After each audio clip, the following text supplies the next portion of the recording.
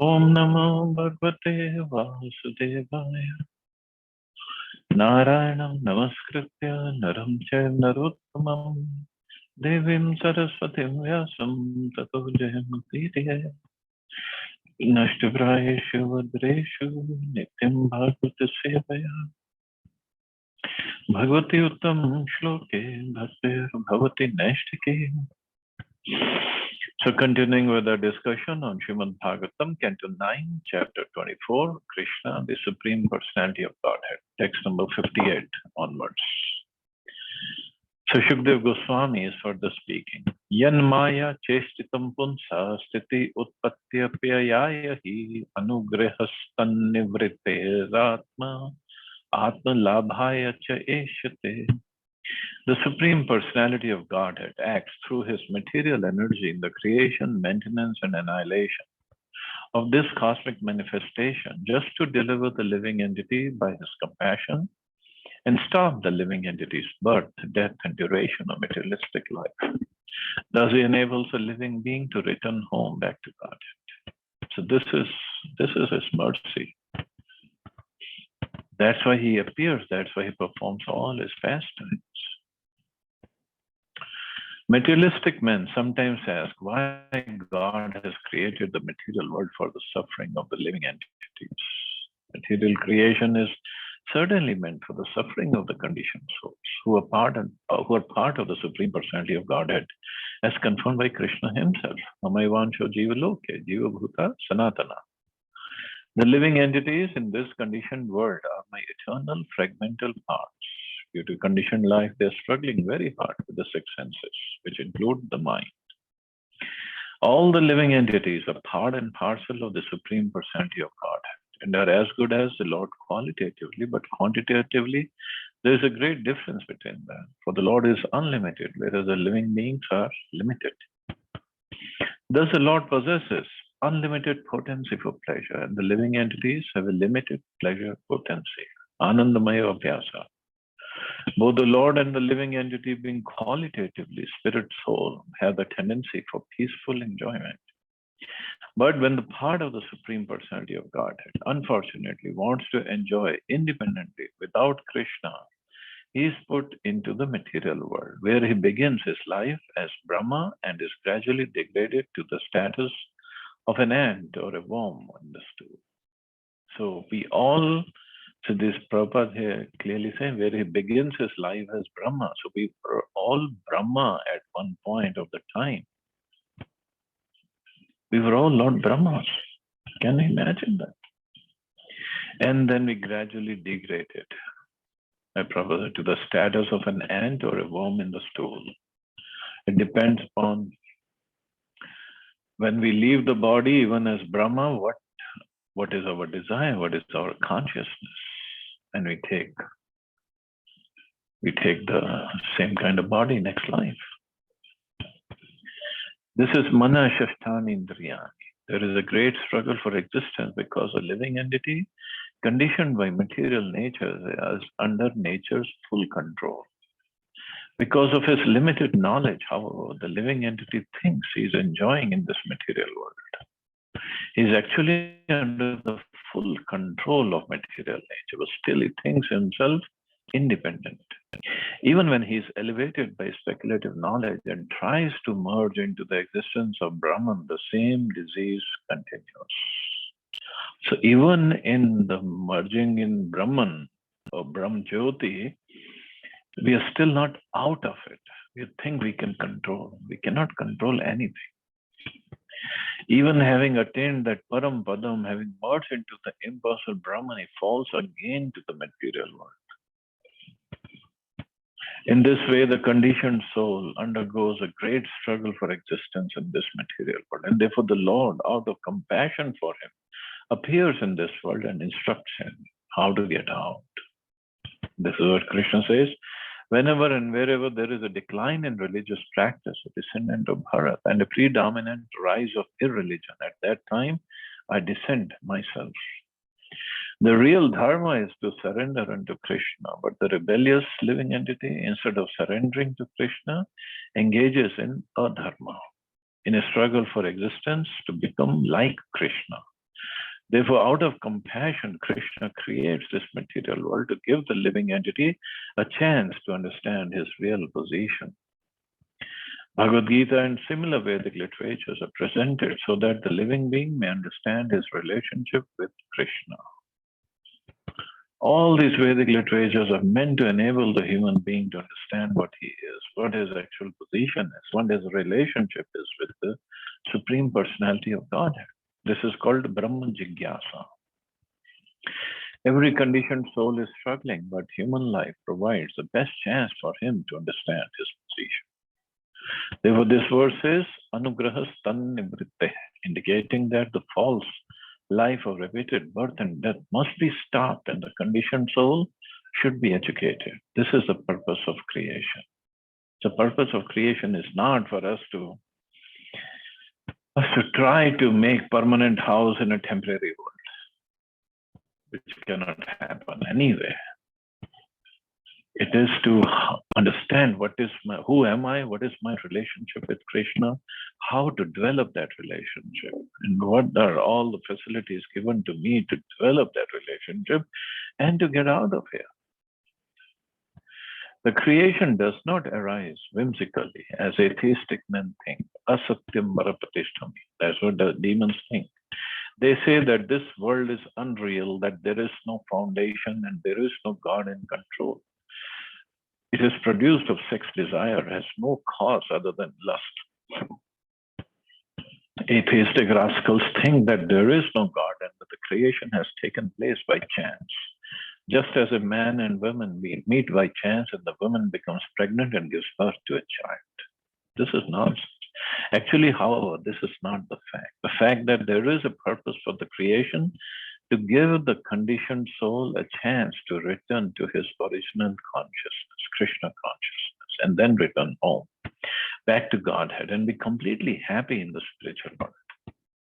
In the material world, the conditioned soul is given a chance to satisfy his senses. But at the same time, he is informed by Vedic knowledge that this material world is not his actual place for happiness. Janma Mrityu Jara Vyadhi. One must stop the repetition of birth and death.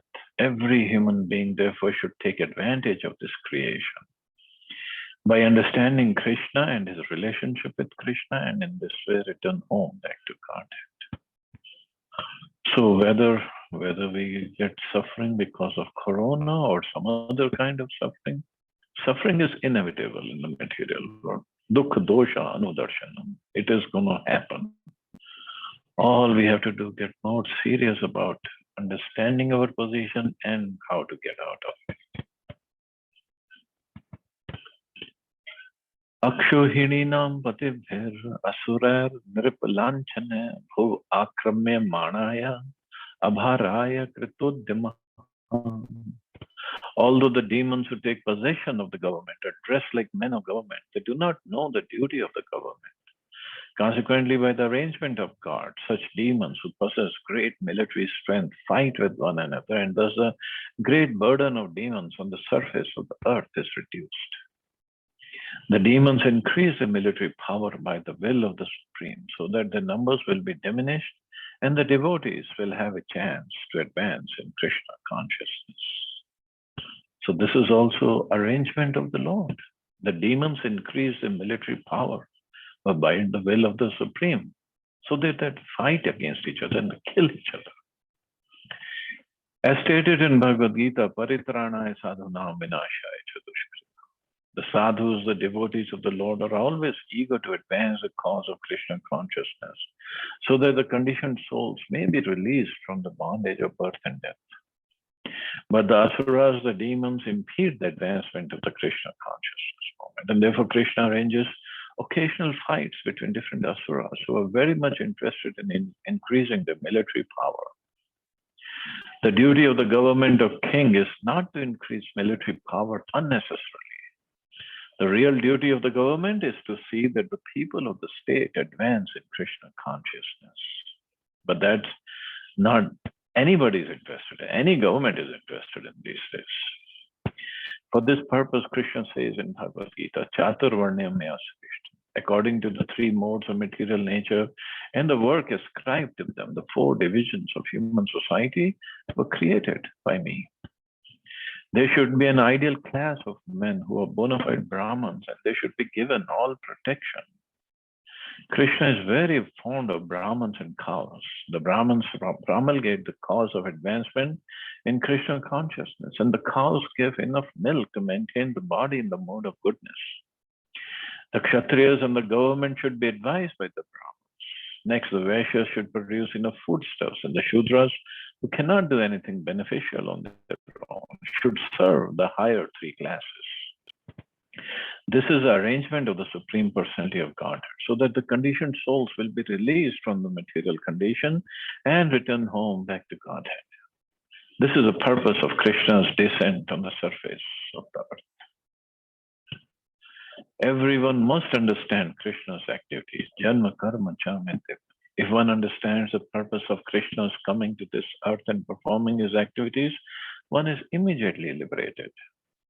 This liberation is the purpose of the creation and Krishna's descent upon the surface of the earth. Demons are very much interested in advancing a plan by which people will labor hard like cats, dogs, and hogs, but Krishna's devotees want to teach Krishna consciousness so that the people will be satisfied with plain living and Krishna conscious advancement. Although demons have created many plans for industry and hard labor so that people will work day and night like animals, this is not the purpose of civilization. And this is happening everywhere. So now we cannot go to work. We have to work from home. But the work has to go on. Even the other day, I was speaking with he's in a very good position. He's a CFO of a company. Rather the vice president of the company, and he has done his graduation from IIM Ahmedabad. Very, very intelligent person. But he was like, Prabhuji, I've been working like dog for the last 45 years. And still, there is no sign of me getting retired anytime soon. Because higher position we attain and the longer we work, more money we make, then we have more needs. It's not a simple life we're going to live. Then we have more requirements. We need more and more money to satisfy those needs because of our status is like that. So where is the end? But this is our purpose. One should live simple living, plain living and Krishna conscious advancement. That should be the purpose of life.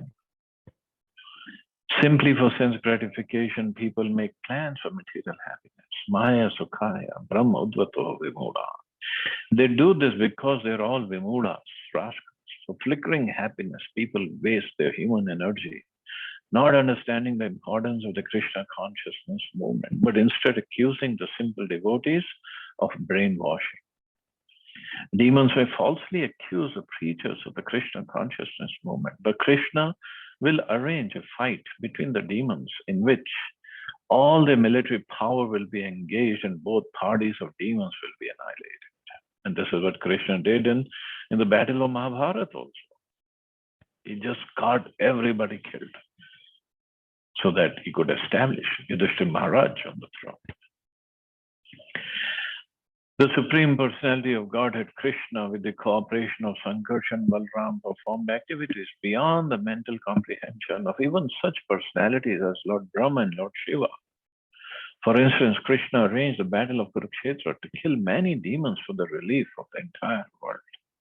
So even Lord Brahma and Lord Shiva, they could not understand the pastimes of Krishna or the position of Krishna. Kalo janeshya mananam dukhashoka tamonudam anugrihaya bhaktanam supunyam vyatanodyasha.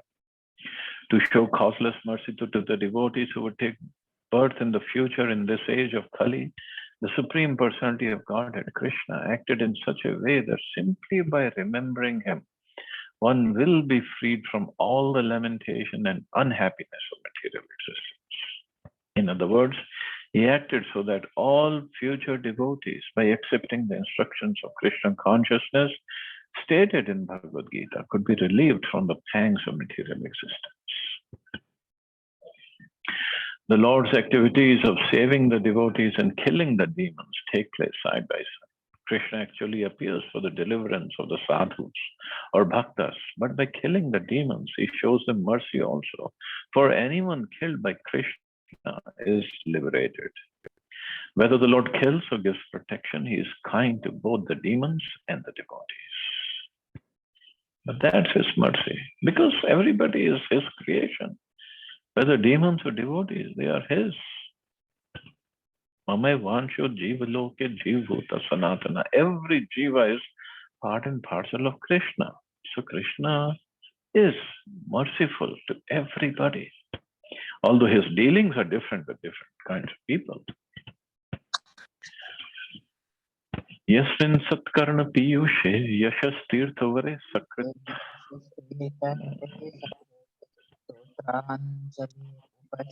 Just a second.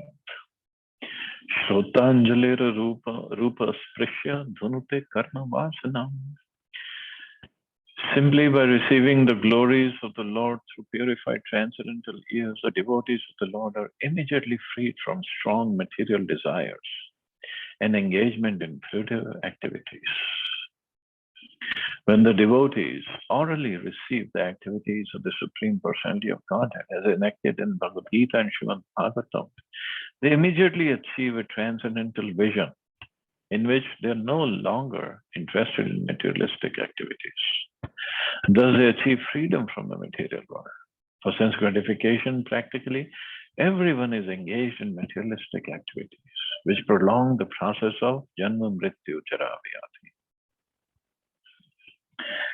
Birth, death, old age, and disease. But the devotee, simply by hearing the message of Bhagavad Gita and further relishing the narrations of Srimad Bhagavatam, becomes so pure that he no longer takes interest in materialistic activities. At the moment, devotees in the Western countries are being attracted by Krishna consciousness and becoming uninterested in materialistic activities. And therefore, people are trying to oppose this movement, but they cannot possibly check this movement or stop the activities of devotees in Europe and America by the artificial impositions. Here, the words Shrutanjalir Upsprishya indicate that simply by hearing the transcendental activities of the Lord, the devotees become so pure that they are immediately immune to the contamination of materialistic fruitive activities.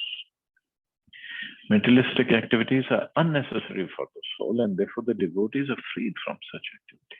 The devotees are situated in liberation, and therefore they cannot be called back to their material homes and materialistic activities. So slowly, devotees become uninterested in materialistic activities. Now, materialistic activities, uninterested in materialistic activity, doesn't mean we don't do our jobs or take care of our businesses or household activities or relatives or whatever. We do, but in the right consciousness. That's all. After listening to whole Bhagavad Gita, Arjun fought the battle of Mahabharata. He did not run away. He did not say it is material activity. He fought it, but with the right consciousness, as a service to Krishna. So everything can be dovetailed in the service of Krishna if we are in the right consciousness.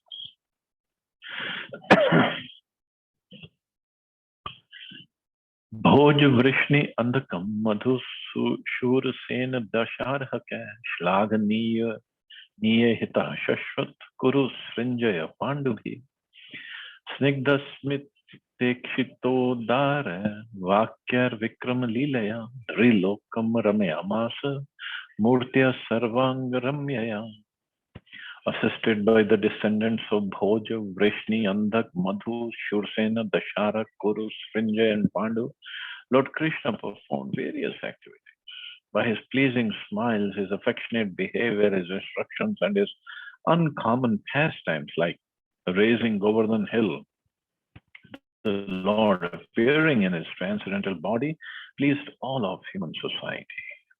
So many activities, pastimes he performed. The words Nrilokam Ramayamas are significant. Krishna is the original form, Bhagwan, the supreme personality of Godhead, is therefore described here by the word Murtaya. The word Murti means form. Krishna, or God, is never impersonal. The impersonal feature is but a manifestation of his transcendental body. The Lord is Nar Akriti, exactly resembling the form of a human being. But his form is different from ours. Therefore, the word Sarvanga Ramayaya informs us that every part of his body is pleasing for everyone to see. Just see the lotus feet behind me. So pleasing. Apart from his smiling face, every part of his body, his hands, his legs, his chest is pleasing to the devotees, who cannot at any time stop seeing the beautiful form of the Lord. That is the beauty of the Lord. Yasyananam makar kundala charu karanam rajat kapola subhagam savilasa hasam nitya utsavam natartu pur drishibhi pibantayo naryo narasya mudita kupita nimesha nitya utsavam. Said everyday festival. Krishna's face is decorated with ornaments such as earrings resembling sharks. His ears are beautiful, his cheeks brilliant, and his smiling attractive to everyone. Whoever sees Lord Krishna as sees a festival. His face and body are fully satisfying for everyone to see, but the devotees are angry at the Creator for the disturbance caused by the momentary blinking of their eyes. That's how beautiful he is.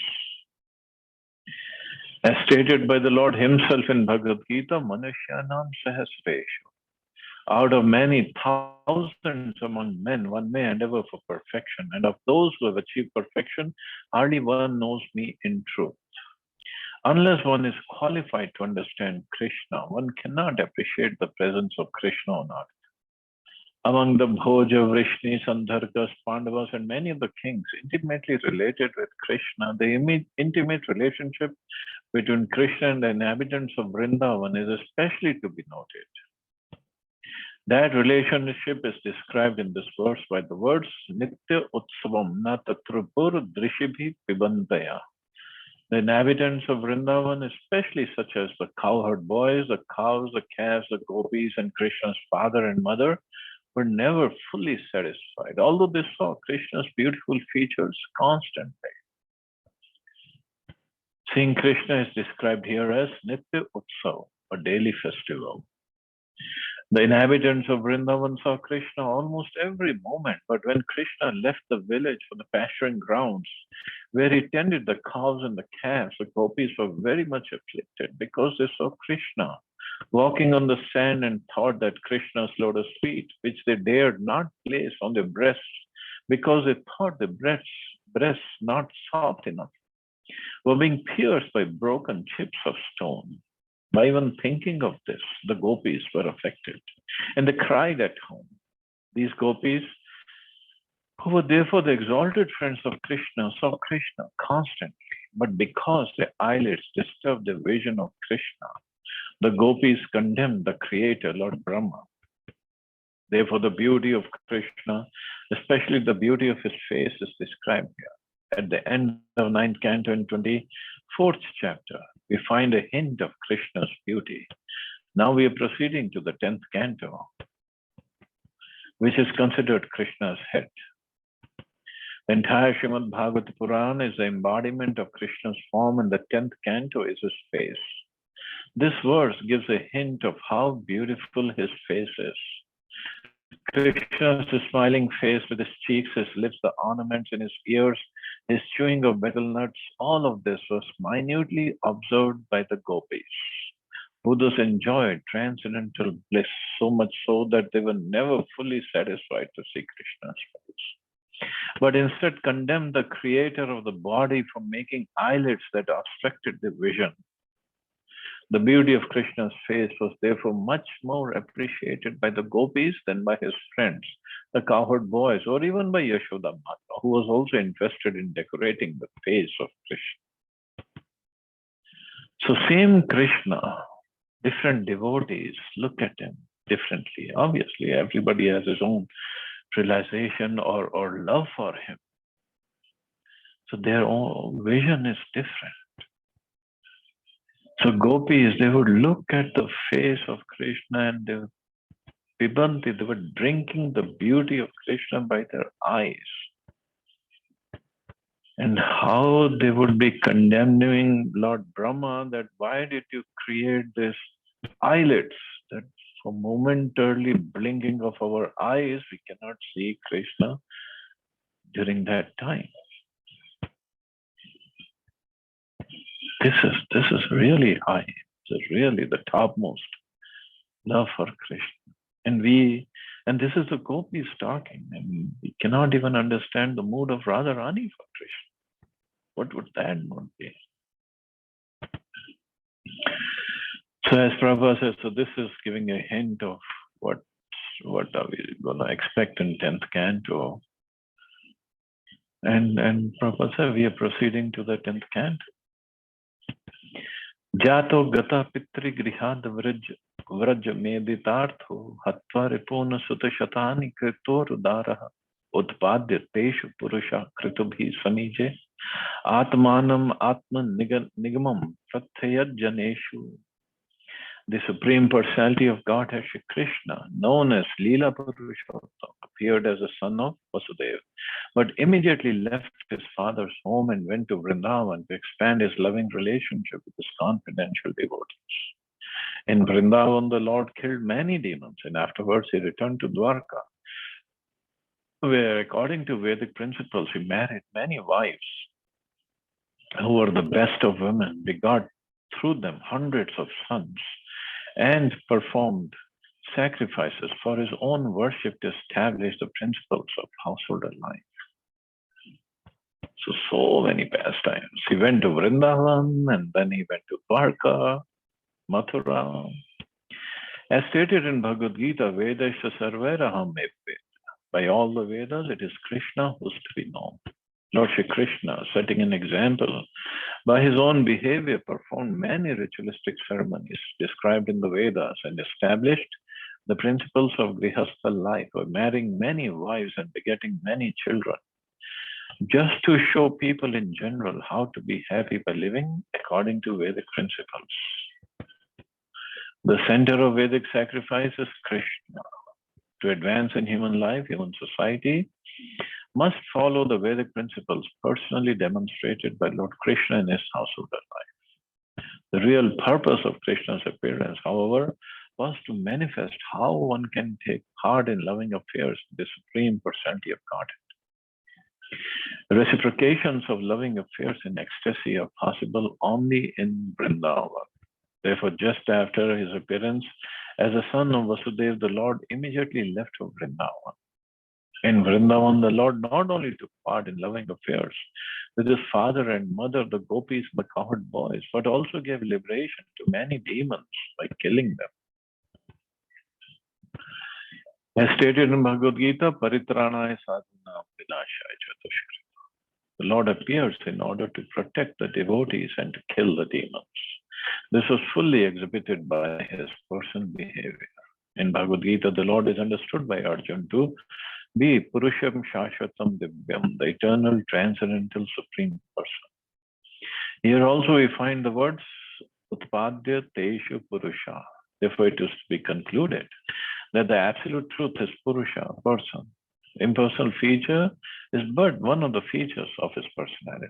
Ultimately, he is a person. He is not impersonal. And not only is he Purusha, a person, but he is Leela Purushottam, the best of all persons. So Lord Ram is Maryada Purushottam, Krishna is Leela Purushottam, and Chaitanya Mahaprabhu is Prem Purushottam. So they all are Purushottam. And here, looking at the verse describing the beauty of Krishna, the relationship of Krishna with his devotees, he has to have a form. How can Brahmjyoti be beautiful to look at, Nitya Utsav, for the devotees to have by looking at the form of Krishna? So Krishna cannot be impersonal. पृथव्या सवै गुरुभरं क्षपयन् कुरुणाम् अन्तः समुत कलिना युधि भूप चमवः दृष्ट्या विधूय विजये जयम् उद्विघोष्य प्रयोच्योद्धवाय च परं समगात स्वधाम. Thereafter, Lord Shri Krishna created a misunderstanding between family members just to diminish the burden of the world. Simply by his glance, he annihilated all the demoniac kings on the battlefield of Kurukshetra and declared victory for Arjuna. Finally, he instructed Uddhava about transcendental life and devotion and then returned to his abode in his original form. Again, Paritrana Sadhu, the mission of Lord Krishna was performed on the battlefield of Kurukshetra. For by the Lord's mercy, Arjuna was victorious due to being a great devotee, whereas the others were killed simply by the Lord's glance, which cleansed them of all sinful activities and enabled them to attain Sarupya. Finally, Lord Krishna instructed Uddhava about the transcendental life of devotional service, and then in due course of time, he returned to his abode. The Lord's instructions in the form of Bhagavad Gita are full of jnana and vairagya, knowledge and renunciation. In the human form of life, one must learn these two things: how to become detached from the material world and how to acquire full knowledge in spiritual life. This is Lord's mission. After executing his complete mission, the Lord returned to his home, Golok, Vrindavan. So there is a planet, Goloka, Vrindavan, where he lives eternally, and that's where we all belong to. So we all need to get purified to go back home, back to Godhead. So thus, on such an auspicious day of Makar Sankranti, thus ends the Bhaktivedanta purpose of 9th Canto, 24th chapter, Srimad Bhagavatam, entitled Krishna, the Supreme Personality of Godhead. So I'll see if somebody has any questions or comments. Otherwise, we can start the 10th canto, first chapter.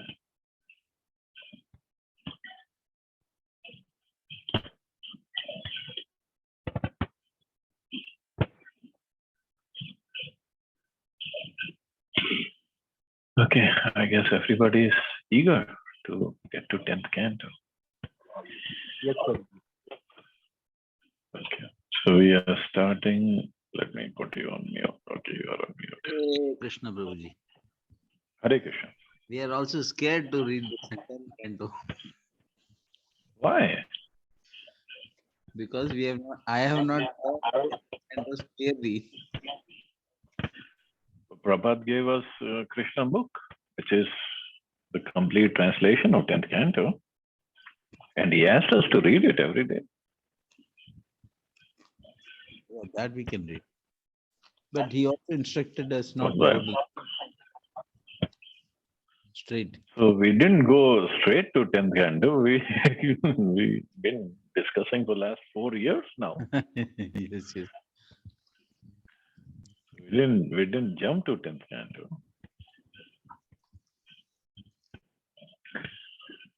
And basically it's the middle 5 chapters, which people, if they don't understand the first 9 cantos and the first 28 chapters, they can misunderstand those 5 chapters. That's all. Otherwise, Krishna's childhood pastimes, his appearance, and other activities are beautiful. So, Okay. So we are starting 10th canto, chapter 1, the advent of Lord Krishna, introduction. Even the introduction to the appearance of Lord Krishna is very, very beautiful and very lengthy also. But then, text 1. Shri Rajo Vacha, Kathito Vansha Vistaro, Bhavata Som Surya, Ragyam Chovya, Vanshyanam, Charitam Paramatam.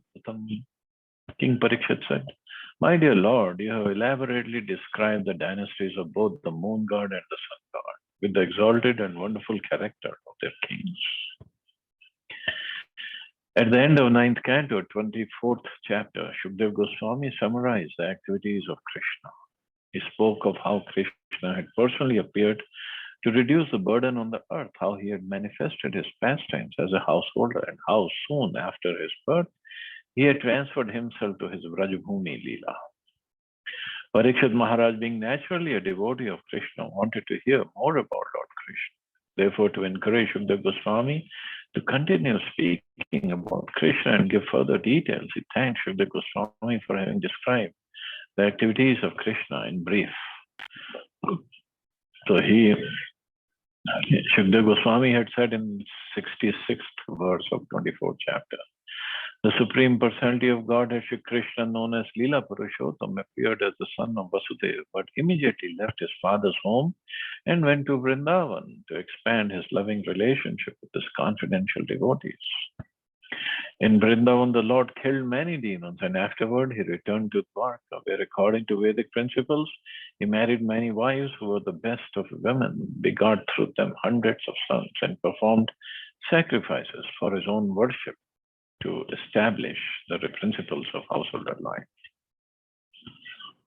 So he had already made Parikshit Maharaj curious, and Parikshit Maharaj is asking more and more. The Yadu dynasty belonged to the family descending from Soma, the moon god. Although the planetary systems are so arranged, the sun comes first before the moon. Parikshit Maharaj gave more respect to the dynasty of the moon god, the Soma Vansha, because in the Yadav dynasty, descending from the moon, Krishna had appeared. There are two different Kshatriya families of the royal order, one descending from the king of the moon planet and the other descending from the king of the sun. When the Supreme Personality of Godhead appears, he generally appears in a Kshatriya family because he comes to establish religious principles, the life of righteousness. According to the Vedic system, the Kshatriya family is the protector of the human race.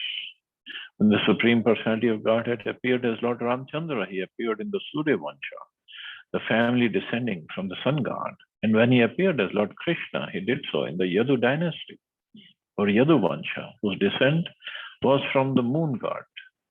In the 9th Canto, 24th chapter, Srimad Bhagavatam, there is a long list of the kings of the Yadu Vansha. All the kings in both the Soma Vansha and Surya Vansha were great and powerful, and Maharaj Parikshit praised them very highly. Nonetheless, he wanted to hear more about the Soma Vansha because that was a dynasty in which Krishna had appeared. So it's both Soma Vansha and Surya Vansha. They're very, very exalted. In Surya Vansha, Lord Ram appeared, and so in Soma Vansha, Krishna appeared. But Chaitanya Mahaprabhu, as Prabhupada said, generally he appears as Kshatriya, but Mahaprabhu, he did not appear as Kshatriya. He appeared as a Brahman, in a Brahman family, because his purpose was different. He did not come to kill anybody. He came to kill the demoniac consciousness by Harinam. And not just kill the demoniac consciousness, he gave Krishna Prem by this Harinam. So Mahaprabhu is different. The supreme abode of the personality of Godhead, Krishna, is described in Brahma Samhita as the abode of Chintamani. Chintamani prakara sadmashu kalpa vriksha laksha vriteshu surabhi ravi palayantam. The Vrindavan Dham on this earth is a replica of that same abode. It's a replica. But we don't see that. The real Dham, the real spiritual abode. But when we go there, we do get the mercy, we do get some purification by visiting Dham. As stated in Bhagavad Gita, in the spiritual sky, there is another eternal nature transcendental to manifested and unmanifested matter. The manifested world can be seen in the form of many stars and planets, such as the sun and the moon. But beyond this is the unmanifested, which is imperceptible to those who are embodied. And beyond this unmanifested matter is a spiritual kingdom, which is described in Bhagavad Gita as supreme and eternal. That kingdom is never annihilated. Although material nature is subject to repeated creation and annihilation, that spiritual nature remains as it is eternally. In the 10th canto of Srimad Bhagavatam, that spiritual nature, the spiritual world, is described as Vrindavan, Golok Vrindavan or Brajadham. The elaborate description of the above mentioned shloka from the 9th canto, Jato Gata Pitri Grihat, will be found here in the 10th canto. So Krishna's spiritual abode is called Golok Vrindavan. And here in the material world is called Gokul Vrindavan or Bhauma Vrindavan. Although they are non-different, but some of the pastimes he performs here on earthly Vrindavan, he doesn't even perform in spiritual world, in Golok Vrindavan. That makes this Bhaum Vrindavan even more special, more beautiful. Such as the pastime of him taking birth, him appearing. He doesn't take birth in spiritual world, he's always there. But here he takes birth. His special, the babyhood pastimes. He doesn't do that in spiritual world because there is Nitya Kishore. Of course, pastimes are all eternal. Material world, pastimes are eternal, but there's some pastime he doesn't perform in the spirit. Killing of the demons. There are no demons in the spiritual world. So he performs those pastimes here only. And those pastimes which he performs here, first of all, they make Bhaum Vrindavan very, very special. His pastimes very, very special. And they're very, very dear for the devotees to talk about, to hear, to remember, to enact also sometimes.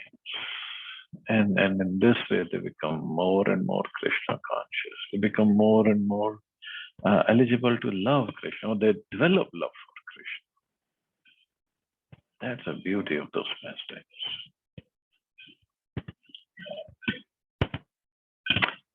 Yadoscha dharma shilasya nitram muni saptama tatranche navatirnasya vishnor viryani shamsana. O best of munis, you have also described the descendants of Yadu, who were very pious and strictly adherent to religious principles. Now, if you will, kindly describe the wonderful, glorious activities of Lord Vishnu Krishna, who appeared in that Yadu dynasty with Baldeva, his plenary expansion. The Brahm Samhita explains that Krishna is the origin of Vishnu Tattva, Ishvara Parama Krishna.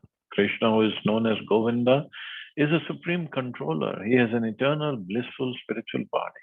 He is the origin of all. He has no other origin, for he is a prime cause of all causes. The Brahmas, the heads of the innumerable universes, live only for the duration of one breath of Mahavishnu. I worship Govinda, the original Lord, of whom Mahavishnu is but a portion of plenary portion. Govinda, Krishna, is the original personality of Godhead. Krishna to Bhagwan Swayam. Even Lord Mahavishnu, who by his breathing creates many millions upon millions of universes, is Lord Krishna's Kala Vishesha, or plenary portion of a plenary portion. So plenary portion means same tattva, but limited activities or services, or I won't even say pastimes, activities. Mahavishnu is a plenary expansion of Sankarshan, who is a plenary expansion of Narayan. Narayan is a plenary expansion of Chaturviha, and Chaturviha are plenary expansion of Baladeva, the first manifestation of Krishna. Therefore, when Krishna appeared with Baladev, all the Vishnu Tattvas appeared with him. So when Krishna appeared with Baladev in Vrindavan, Bhaum Vrindavan, all the Vishnu Tattvas appeared with him because they were all expansions of Balramji. Maharaj Parikshit requested Shukdev Goswami to describe Krishna and his glorious activities. Another meaning may be derived from this verse as follows. Although Shukdev Goswami was the greatest Muni, he could describe Krishna only partially, Anshena, for no one can describe Krishna fully. It is said that Anantadeva has thousands of heads, but although he tries to describe Krishna with thousands of tongues, his descriptions are still incomplete. That's how glorious Krishna is. And also regarding all the Vishnu Tattvas appearing with Krishna and with Balramji, it also means that when the demons would come to try to kill Krishna, it was not Krishna who was killing them. It was the Vishnu Tattvas within Krishna, with his, sometimes with his Sudarshan or sometimes some other ways, they were killing the demons. Krishna was not. Krishna was here to have his sweet pastimes with his devotees. That's all. Killing part was done by Vishnu. Avatirya yadurvanche bhagwan bhuta bhavana kritvan yani vishvatma tani no vistara.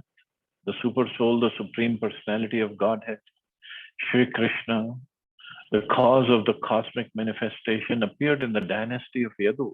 Please tell me elaborately about his glorious activities and character from the beginning to the end of his life.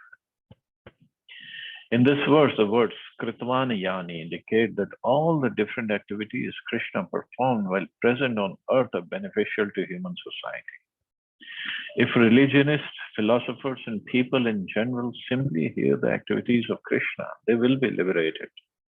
We have described several times there are two kinds of Krishna Katha, represented by Bhagavad Gita, spoken personally by Krishna about himself, and Srimad Bhagavatam, spoken by Shukdev Goswami about the glories of Krishna. Anyone who becomes even slightly interested in Krishna Katha is liberated. Kirtana Dev Krishnasya Mukta Sangha Param Prachayat. Simply by chanting or repeating Krishna Katha, one is liberated from the contamination of Kali Yuga. Chaitanya Mahaprabhu therefore advised, Jara Dekha Tarakaha Krishna Upadesh. This is the mission of Krishna consciousness, to hear about Krishna and thus be liberated from material bondage.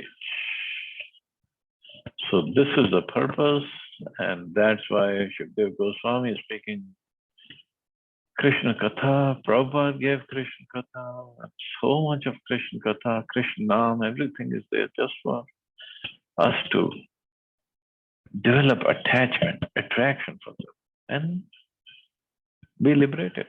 That's all. So I guess I can stop here. See anybody has any questions or comments?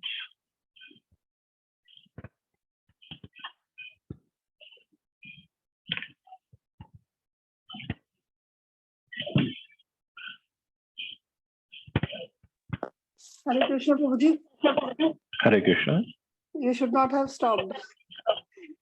Actually, we wanted to continue it. So because it's just like, Krishna, hearing about Krishna and then, parda close ho gaya, suspense. So actually the next purport is very long. That's why I wanted to stop. Okay, Prabhuji, no problem. Thank you, Prabhuji. And it's a very, very important purport also. So I wanted to give some time tomorrow on this one. Haribo. Haribol. Haribol. Good. Hare Krishna. Chalo, you all have a great and safe day. Thank you. Hare Krishna. Jai Srila Prabhupada. Jai Shri Hare Krishna. Jai Shri Prabhupada.